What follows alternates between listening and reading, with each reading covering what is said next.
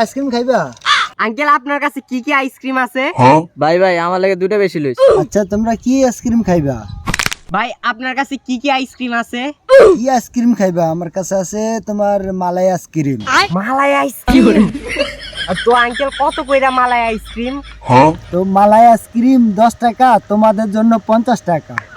ল মামা ল ল আগে লাভ হইব। তোমরা কি আইসক্রিম খাবা না চলে যাব?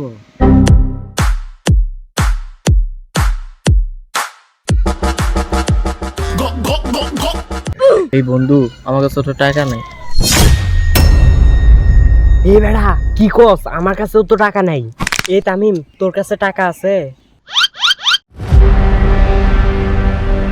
ভাই ওই দেখেন ওইদিকে কি